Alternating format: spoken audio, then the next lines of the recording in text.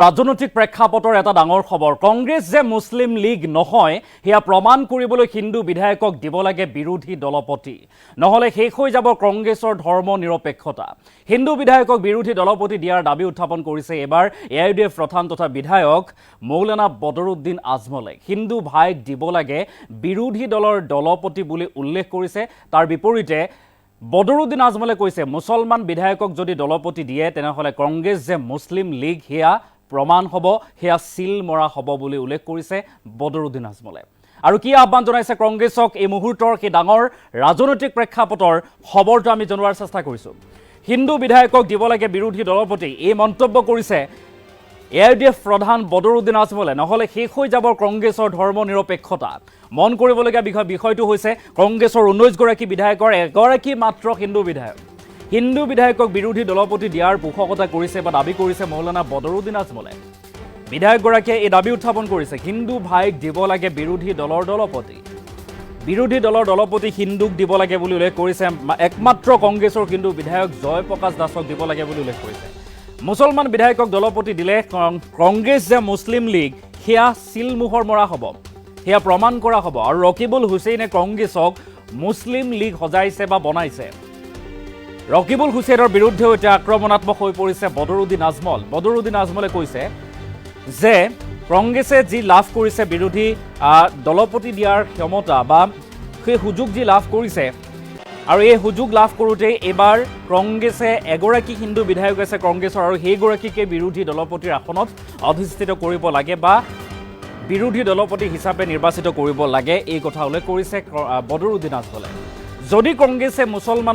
মুছলমান বিধায়কক এগৰাকী মুছলমান বিধায়কক বিৰোধী দলপতিৰ আসনত বহুৱাই বা দায়িত্ব দিয়ে তেনেহলে কংগ্ৰেছৰ যি ধৰ্ম নিৰপেক্ষতা হেয়া অন্ত পৰিব কংগ্ৰেছ যে সঁচাই মুছলিম লীগ যি আলোচনা বিলোচনা যি বিতৰ্কৰ সূত্ৰপাত হৈছে মুছলিম লীগৰ ধাৰণা সৃষ্টি হৈছে কংগ্ৰেছক লৈ হেয়া প্ৰমাণ হ'ব যদিহে এগৰাকী মুছলমান বা মুছলিম বিধায়কক বিৰোধী দলপতিৰ আসনত অধিষ্ঠিত কৰে তাৰ বিপৰীতে এই প্ৰমাণ নকৰিবৰ বাবে মুছলিম লীগ যে কংগ্ৰেছ নহয় হেয়া প্ৰমাণ কৰিবলৈ হলে কংগ্ৰেছে এগৰাকী কংগ্ৰেছৰ একমাত্ৰ হিন্দু বিধায়কগৰাকীক বিৰোধী দলপতি হিচাপে নিয়োগ কৰক বা বিৰোধী দলপতিক ঘোষণা কৰক হিন্দু বিধায়কগৰাকীক বুলি এনেদৰে আহ্বান জনাইছে এতিয়া মৌলানা বদৰুদ্দিন আজমলে ৰকিবুল হুছেইনকো কটাক্ষ কৰিছে সমালোচনাৰ লক্ষ্য কৰি লৈছে কৈছে যে ৰকিবুল হুছেইনে কংগ্ৰেছ দলটোক মুছলিম লীগলৈ পৰিণত কৰিছে বদৰুদ্দিন আজমলৰ মন্তব্য আমাৰ সৈতে আহি পৰিছে তেখেতে শেহতীয়াকৈ বিৰোধী দলপতি কাক দিব লাগে লগতে ৰকিবুল হুছেইন বা কংগ্ৰেছক উদ্দেশ্যি কি আহ্বান জনাইছে কি মন্তব্য কৰিছে সেই মন্তব্য আমি এই মুহূৰ্তত আগবঢ়োৱাৰ চেষ্টা কৰিম মই বাৰ কৈ আছো কংগ্ৰেছ মুছলিম লীগ হৈ গ'ল আৰু এটা যদি মুছলিম দি দিয়ে এইবাৰ তো এইটো একদম চিল মাৰা হৈ যাব আৰু এই মই যে বাৰ কৈ আছো আপোনালোকে ৰেফাৰেঞ্চ পদ্ধতি বৈ কি ৰিজন কৰিছে আপোনাৰ ভূপেন বৰাই কি ৰিজন কৰিছে এইটোৱে কৈ কৈছে যে কংগ্ৰেছ নমৰ এতিয়া কংগ্ৰেছ এম হৈ গ'ল মতলব মুছলিম লীগ হৈ গ'ল ৰকিবুল হুছেইন চাহে কংগ্ৰেছক মুছলিম বনাই দিছে মুছলিম লীগ বনাই দিছে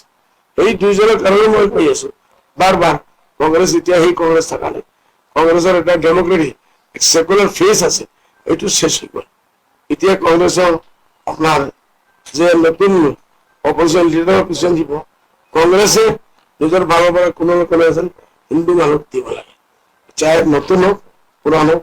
এইটো কোনো কথা নাই জয়প্ৰকাশক দিব লাগে মোৰ ৰিকমেণ্ডেশ্যন থাকিব এই হিন্দু মানুহক দিয়ক কমচে কম কংগ্ৰেছৰ সেকুলার ফেসটো বাঁচো কমিটির এজনী এমএলএ জিতিয়েছে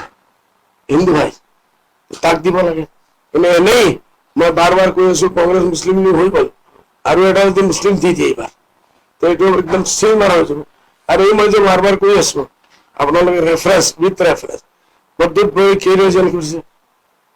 আপোনাৰ ভূপেন বৰাই কি ৰিজন কৰিছে এইটোৱে কৈ কৈছে যে কংগ্ৰেছ নমৰ এতিয়া কংগ্ৰেছ এম হৈ গ'ল মতলব মুছলিম লীগ হৈ গ'ল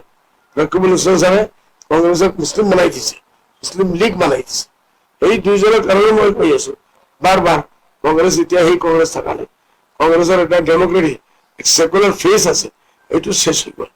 এতিয়া কংগ্ৰেছৰ আপোনাৰ যে নতুন অপজিশ্যন লিডাৰৰ পিছন দিব কংগ্ৰেছে নিজৰ ভাগৰ পৰা কোনো এজন হিন্দু মানুহক দিব লাগে, চাই নতুন হোক পুৰাণ হোক, এইটো কোনো কথা নাই। জয়প্ৰকাশক দিব পাৰে, দিব লাগে। মোৰ ৰেকমেণ্ডেশ্যন থাকিব যে হিন্দু মানুহক দিয়ক,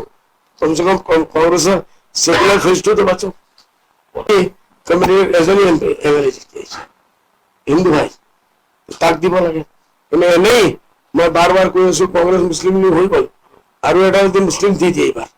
তো এইটো একদম চিল মাৰা হৈ যাব। আৰু এই মই যে বাৰ বাৰ কৈ আছো আপোনালোকে ৰেফাৰেন্স উইথ ৰেফাৰেন্স, প্ৰদ্যুৎ বড়োই কি ৰিজন কৰিছে, আপোনাৰ